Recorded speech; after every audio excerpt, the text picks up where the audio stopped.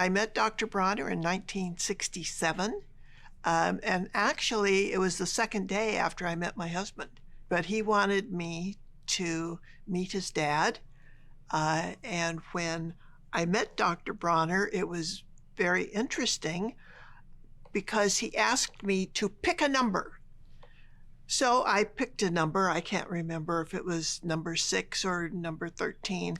And he then went on to tell me that particular item in his moral ABC. And he talked for the entire rest of the day. And it was just nonstop Dr. Bronner.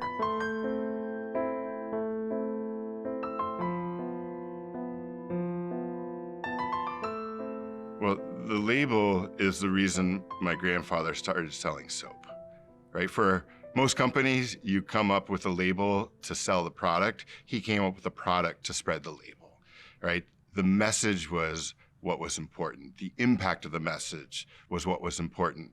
And so the more people that he could get to read it, the more people would understand that, yes, the time is now to unite as one, the more like he would succeed. And so, from the beginning, we haven't been a for-profit company that just happens to have, a great message. We are a mission-driven company that uses our products in order to accomplish true change in this world. Yeah, I mean, the label was basically designed by a blind man. Our granddad, Dr. Bronner, he attributed to the shock treatments that he received when he was interned against his will in this mental, literally an insane asylum.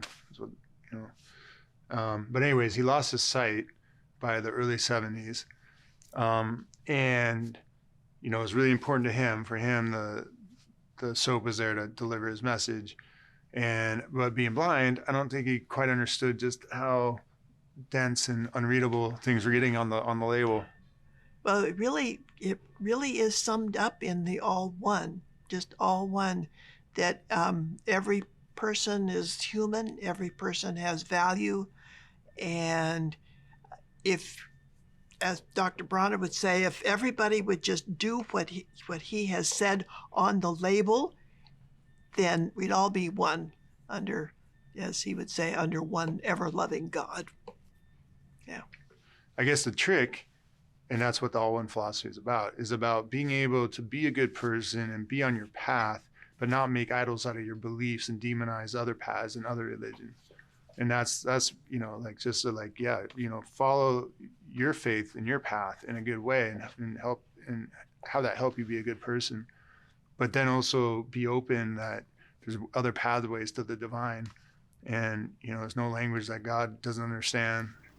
So if you can talk to crowds and keep your virtue, or walk with kings and not lose that common touch.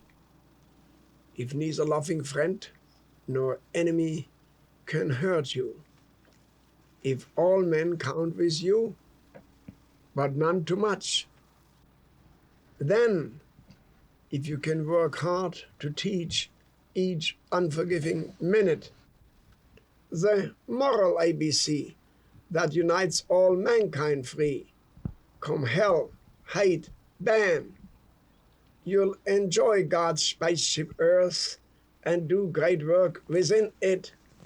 And which is more, my son, you'll be a man, a man, a man. And so the poetry is what's on the lavender label. Now, a lot of the poetry on it is originally written by somebody else with slight assist by Emanuel Bronner. So Rudyard Kipling's If was one of his favorite poems, beautiful poem. But if you look at the version that's on the lavender bottle, it has some lines that you might not recognize from other versions of the poem, because he felt there were a few extra thoughts that Kipling might have left out that he added to it. To describe the moral ABC in one word, according to him, would be unfinished. At the end of a day, he might even say, we have finished.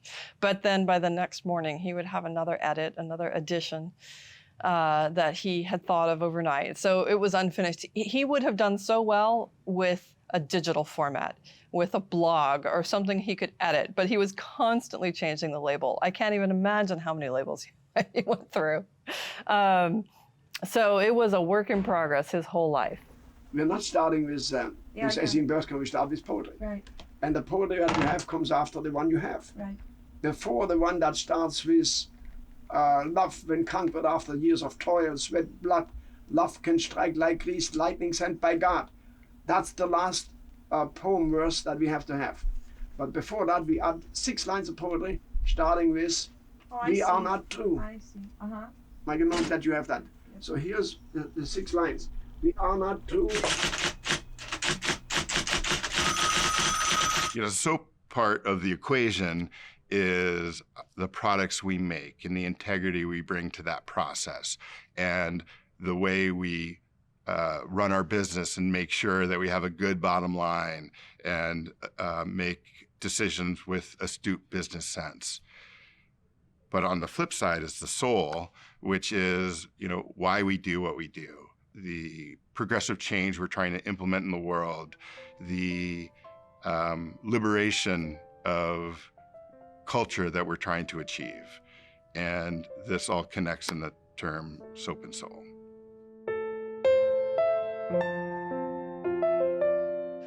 Soap and Soul have always been connected with the company. My grandfather started the company by putting his message of peace on a bottle of soap because he knew people were more interested in soap than they were in philosophy. But by buying the soap, they got the philosophy too. So it was intricately tied from our beginning, and it's still the reality in which we work today, that yes, we are a soap-making company, other products too, but everything we do is connected. We need to live in the reality that what we do externally and physically impacts our internal well-being, our spiritual, mental, emotional well-being, and vice versa. So I think we're going to be living in the soap and soul connection for many years to come.